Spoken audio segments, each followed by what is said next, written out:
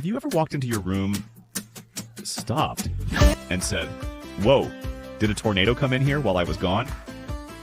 That's exactly what happened to Sam and Joy, or at least that's what they believed. Sam opened the door, gasped dramatically, and shouted, "Joy, don't move! The mess monster's attacked again!" Joy stepped over a pile of toys and pretended to faint. "Sam, I think the socks are alive." Their room looked like it had exploded. Toys on the floor, books balancing in weird positions, crayons hiding under the furniture. One lonely shoe on top of a pillow like it climbed there by itself. Sam plopped on the floor. "We're never gonna finish. We'll be cleaning until we're grandparents." Joy nodded.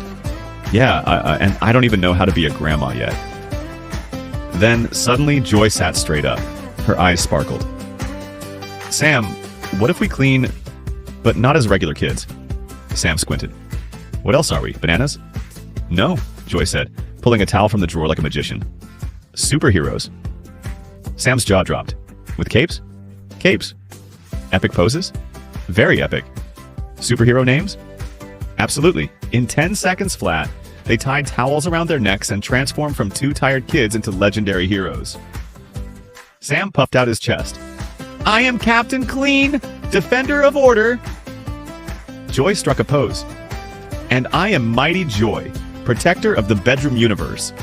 Together they shouted, "Our mission, save the room." Instantly, they sprang into action. Sam scooped up stuffed animals with karate moves that would make his pillow proud. Joy slid across the floor like a superhero on wheels, grabbing crayons and yelling, "Toy rescue in progress!" Every time they dropped something in a bin, they yelled, "Boom! Saved!"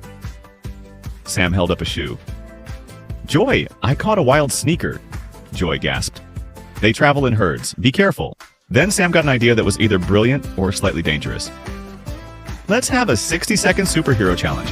Whoever saves the most toys wins." Joy leaned closer. "Wins what?" Sam shrugged.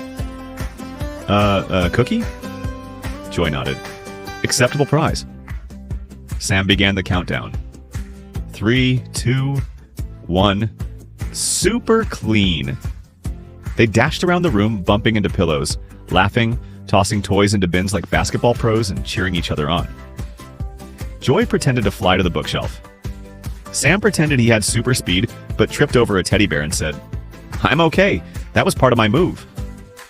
Then, the big moment. Sam reached under the bed to grab a toy and froze. His hand touched something mysterious, something dusty, something powerful.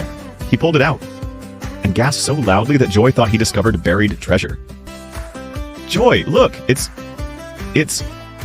the robot I lost last month." Joy did a victory dance.